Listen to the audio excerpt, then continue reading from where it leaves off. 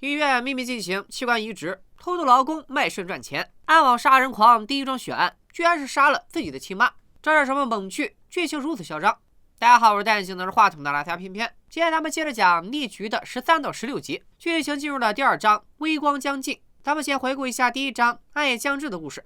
第1章里主要有2个案子，一个是人非调查的连环分尸案，凶手是因为不能生育而牵动孕妇的医生张一帆；另一桩是大律师梁延东被冤枉的血翅膀案，他被控告强暴并杀死了空姐方可倩，费尽千辛万苦，终于在2审时洗冤，但真凶一直藏在暗网中。从法庭回监狱时，梁延东所在的囚车意外被卡车撞翻，他从昏迷中醒来，模糊看到了一个戴着头盔的人离开，这人就是之前的卡车司机，撞完囚车后换了一辆摩托车跑路。梁延东刚发展人生，可不能就这么死了，靠着顽强的求生欲，他从车里逃了出来，还救下了一位狱警。被撞的囚车正在漏油，梁延东还想回去救人，却为时已晚。警方随后赶到了现场，梁延东也被送往医院，现场媒体都在质疑警方现在才到。队长看了看现场，判断车祸是冲着梁延东来的，于是他先去医院看望梁延东。根据调查，囚车上的行车记录仪拍到了嫌疑人逃走的画面，他驾驶的那辆摩托车车牌肯定是假的，还可能被改装过。听到梁延东受伤的消息，任飞也来到医院探望。据他猜测，袭击梁延东的人肯定和之前绑架他和女记者的小头目是同一个人，目的倒是阻止梁延东翻案。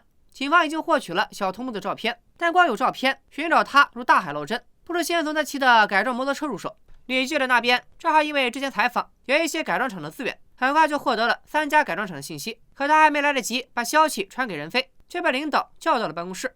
领导让他去查一桩工地事故，出事的工地是陆振生纪念医院的新院区。这起事故发生以后，却没有任何媒体报道。领导觉得这里面肯定能挖出猛料。这个工地事故后面会牵扯出新的大案，咱们暂时先按下不表。接着看警方对撞车事故的追踪，技术人员到处调取监控，查到嫌疑人可能去了港口，难道是要坐船跑路？警方马上前往，任飞也终于收到了女记者的线报，跑去了一家距离港口最近的改装厂。警方在港口找来找去，啥也没找到。那边的监控只有摩托车进来的画面，却没有出去的。倒是任飞在改装厂的监控里看到了一位神秘人正在操作机器拆摩托车，意图销毁证据。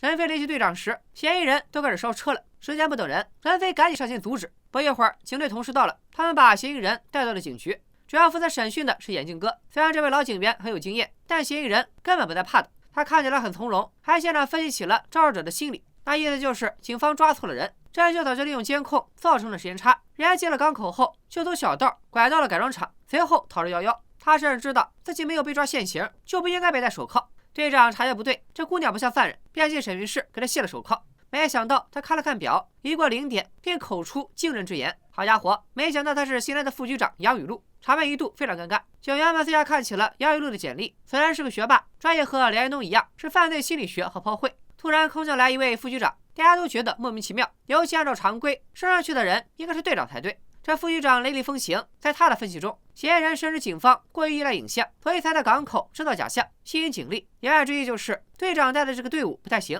杨雨露自己独辟蹊径，探查到了改装厂，他看到了嫌疑人在毁灭证据，正打算追击时，任飞也赶到，把自己给扑倒了。杨雨露称看到了嫌疑人的侧脸，确实就是绑架任飞的小头目。他让警队全力追查，但队长有自己的想法，他觉得这一系列案件都和梁延东被冤有关，应该去查冤案背后的神秘暗网，以及暗网里那个总喜欢伤害女性背部的杀人狂沃什曼。这外国名太难念了啊，翻译过来应该叫看守者，所以咱们就叫他看南吧。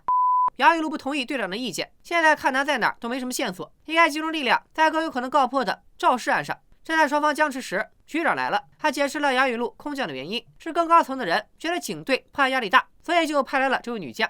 说话间，局长看到了被解释的任飞，正在诧异，看来他还挺会收买人心。第2天，任飞他们都去忙各自的案件，女记者一个人来到了出事的工地，但工地负责人很严苛，女记者打扮成大学生，还是被赶了出去。女记者不想放弃，她看到工地附近有个小摊儿，就过去贿赂摊主打探消息。摊主告诉女记者，工地上打工的都是外籍移民，他们经常受伤以后就会被送到陆振生纪念医院。至于他们受了什么伤，摊主没有说，只是让女记者去问开在工地旁的 KTV， 工人们最爱在那里聚会。女记者来到了 KTV， 找到了老板娘。这个老板娘前面也出现过，调查孕妇分尸案时，警方寻找阿珍的情夫阿强，也是这个老板娘给的线索。女记者想以情动人，和老板娘说着移民劳工的不易。老板娘默默听着，就是柜台上出现的青岛啤酒让人很出戏。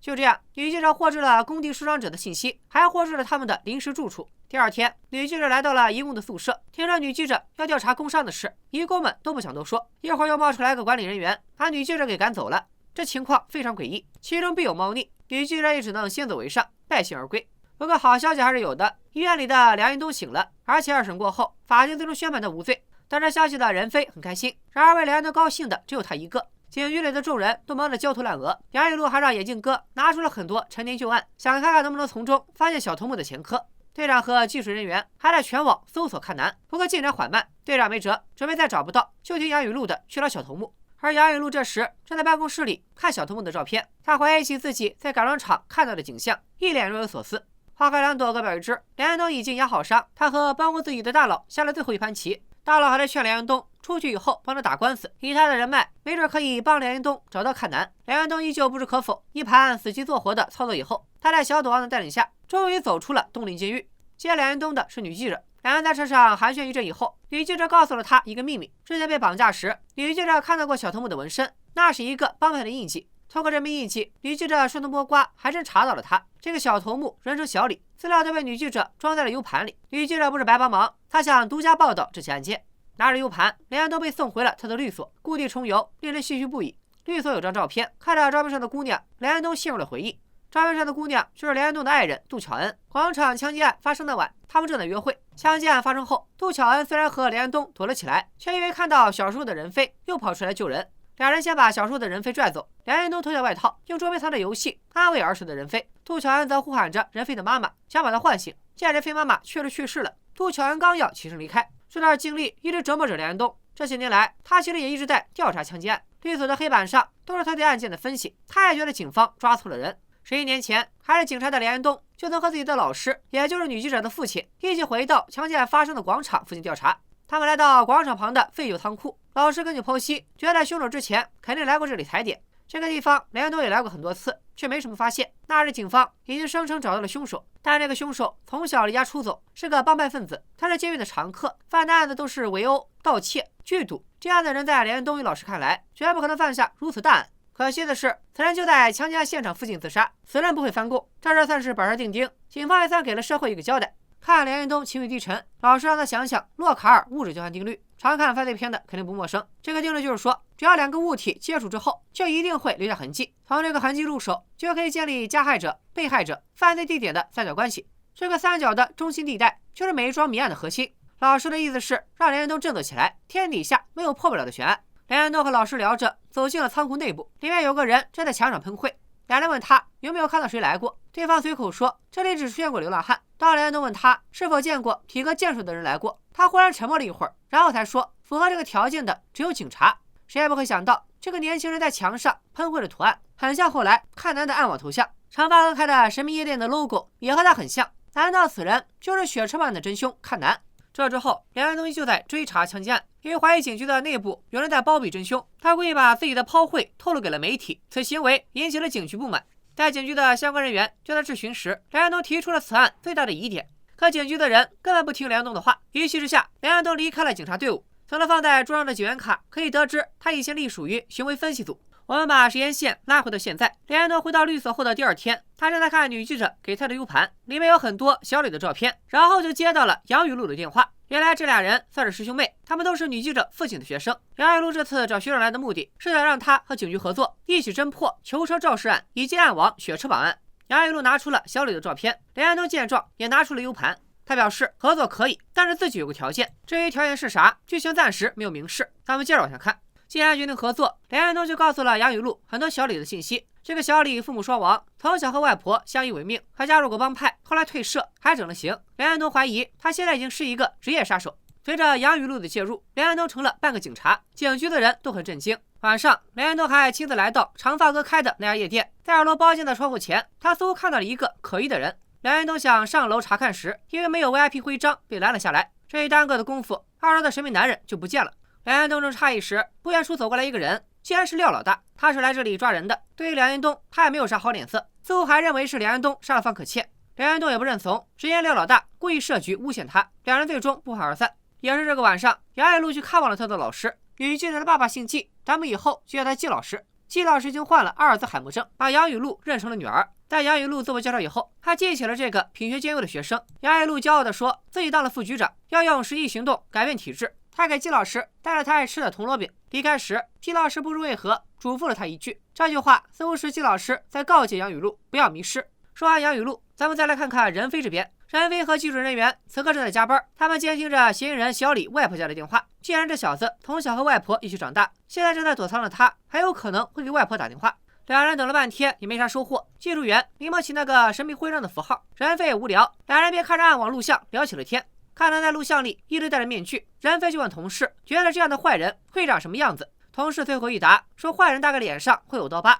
这句话让任飞记起了圣诞夜那一晚，他和妈妈去广场时曾撞着过一个男人，这人脸上就有刀疤，他的左眼也因此有残疾。他拿着一个好像放着枪的礼品盒，裤袋里还有一个面具。在记忆里，任飞觉得就是这个人枪杀了议员，并引发了后面的枪击案。镜头一转，此人居然出现了，他开车带着小李正去往某地。两人来到了一处偏僻的房子，刀疤脸让小李躲在这里，不要和任何人联系。谁知道这个小李还是放不下外婆，给老人打了电话。感应到电话的任飞和同事立刻开始追踪信号，相关位置信息也同步到了杨雨露的手机上。他此时正在和局长赴一场饭局，做东的居然就是医院的穆雪松。看来穆雪松和警局领导关系不错，只可惜杨雨露不太买他的账。两人一见面，杨雨露就话里有话，暗示穆雪松现在能当上院长，都是因为医院的创始人陆振生去世了，他才有机会上位。杨雨露把天聊死以后，收到了小李的位置信息，正好起身离开。大家一起赶到目的地以后，杨雨露自告奋勇要闯进去。他让自己抛回过小李，知道他的性格弱点，有自信能说服他。说完便自己打开了房门。没想到小李居然死了，看样子是自杀。杨雨露赶紧把队长和任飞叫上来。突然，在外面巡逻的警员发现了脚印，还遭遇了偷袭。听到枪声，大家都跑来支援。枪手此时早就逃之夭夭。我们站在上帝视角来看，这个枪手很可能就是广场枪击案的真凶刀疤脸。这样的行动人没抓到，还造成了警员重伤，所有人都垂头丧气。为了振奋士气，杨雨露让大家一起开个会。看见大警员的杀手很有经验，不仅没有监控画面，枪和子弹也是黑市购买组装的。技术人员有新发现，他注意到看南如今不再登录暗网了，因为连安东抛回过看南，觉得他不可能一直忍着不犯案，所以就让技术人员查找暗网的新注册用户，有一个新的 ID 刨了痕迹和他很像，甚至两人的 ID 头像都很相似。这些线索表明，看南不甘寂寞，又准备行动，警方立刻紧张起来。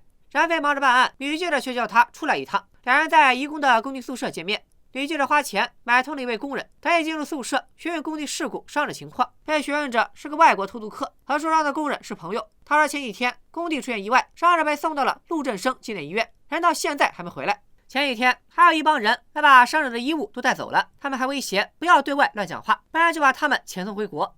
这帮人还留下一张名片，女记者一看，名片上的 title 是东陵市移工基金会会长。较单的间隙，女记者发现了滑点，工人们身上都有伤口，似乎他们都卖了肾脏等器官。估计遭遇工伤的人被带走，可能也是怕被外面发现他们身体缺少器官，甚至可能工伤只是幌子。这帮人就是去陆振生纪念医院做器官摘除手术。为了人身安全考虑，女记者和任飞没有再多问。出来时，任飞不愿女记者再这样以身犯险，似乎对他有了好感。两人晚上还约了顿饭，谁知道女记者叫来了梁云东，这位大律师完全没意识到自己是电灯泡，一坐下就和任飞谈起了案情。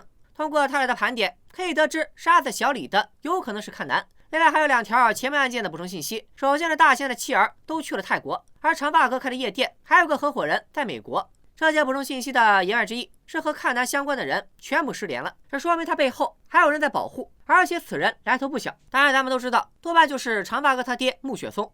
你们两个除了案子之外没有别的话题可以聊了吗？他帮你那么多忙，他为了你差点死掉，你们好歹是朋友吧？我吃饭是来开心的。好吧，看来女记者磕的这一对才是官配 CP。任飞他们这边吃着饭，警局里还在加班，突然来了一通报警电话。打电话的这是被看南新捕猎到的受害者。根据信号追踪，警方锁定了受害者的所处位置，居然是长发哥的住所。杨雨露赶紧让警员全体出动。事发的任飞接到同事电话，也和女记者梁彦东一起赶往现场。因为非警员不得进入案发房间，梁彦东和女记者只能等在楼下。这里是一栋商住混合大楼，结果比较复杂。等警方找到地方，看南又跑了。大家发现了他作案时佩戴的面具。看南还没来得及杀死受害人，不过受害人的背上已是满目疮痍。根据案发现场的情况，看来应该是刚走。警方注意搜寻时，梁彦东也忍不住一起去找。他让女记者拿起手机，如果看到可疑人物就拍下来。杨爱露看到了地上的是脚印，跟着脚印，他一路查找到了天台。而冉飞和同事则看到一个多梦男坐电梯，俩人飞奔下楼，准备拦截。电梯门打开后却没有人，俩人只能又去后门找。女记者站在楼下拿着手机拍摄现场，多帽男从他身旁跑掉。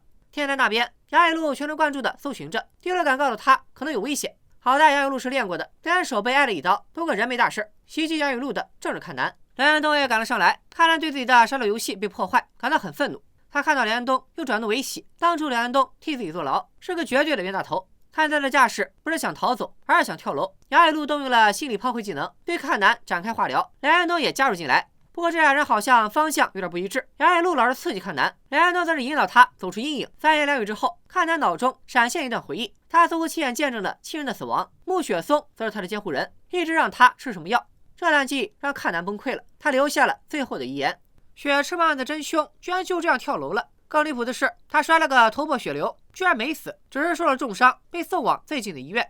回到警局，任飞和杨雨露都很有挫败感。杨雨露说，任飞他们遇到的那个多帽男肯定是帮阚南转移视线的，他很狡猾，大楼里的监控都没拍到他的脸。杨雨露还注意到，任飞收到了一段视频，是女记者发来的追捕现场，视频里也没拍到多帽男的脸。杨雨露提醒任飞，这段视频在没逮到多帽男前不要外泄，以免打草惊蛇。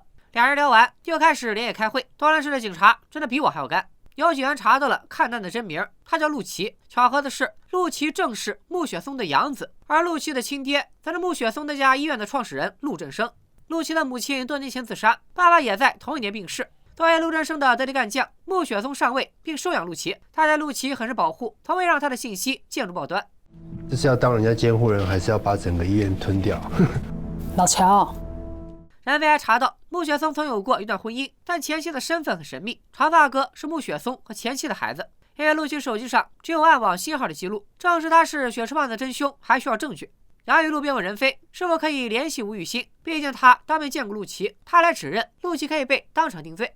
上一视频咱们说过，吴雨欣被安排到了一个秘密住所，为了保护他，任飞便说联系不到人。突然有警员过来报告，说穆雪松要求陆琪转到他的医院治疗。第二天，警方来到了陆琪的住所搜查，除了疑似凶器的剃刀之外，还在床垫下发现了一本画着怪画的日记，其中就有那个诡异的头像。看来很久以前，连安东和季老师在仓库遇到的神秘推拿者就是他。晚上，任飞约了连安东见面，两人同步了案件信息。连安东对那个多帽男很感兴趣，他觉得此人一定一直在帮陆琪善后，所以陆琪之前杀了那么多人，却每次都不会被发现。连安东还怀疑陆琪母亲的死不简单，按他的心理剖绘，陆琪杀女孩是为了弥补丧失母爱的孤单，想要真正了解他，就一定要知道他儿时发生了什么事。忽然，连安东来了通电话，外面有人找他，他之前拜托过警局的女法医帮忙查方可见的尸检信息。女法医告诉他，方可见经历过2次尸检，第一次没有异常，是廖老大建议家属再做一次，而第二次的尸检地点则是陆振生纪念医院，那一次便发现了方可见下体有连安东的毛发。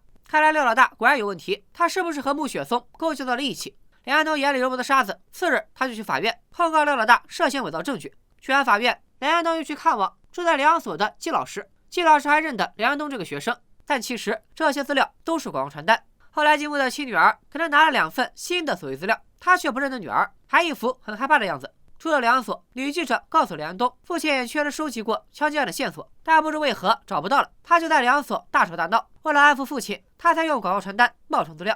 女记者想要报道梁安东告廖老大的独家新闻。梁安东说，他其实在被冤枉以后就做了调查，联系上了陆振生纪念医院的尸检医生。当时医生承认作假，可他说这都是上层有人在指使，而且在连安东犯案以后，这医生就去了美国。女记者不由得感叹，陆振生纪念医院猫腻太多。他跟踪的工地事故已经牵扯出了一张器官贩卖的大网，两件事情之间似乎隐隐有着联系。连安东就陪着女记者采访了一位相关人物，他就是东林市移工基金会的会长。工地的人曾拿出过他的名片，说他威胁过工人们不要乱说。会长见记者来，一直阴着脸。他和连安东的爱人杜巧恩是校友，看到连安东陪着记者，稍显诧异。在会长的办公室，连安东看到了穆雪松的捐款证书，这俩人有交集，也在意料之中。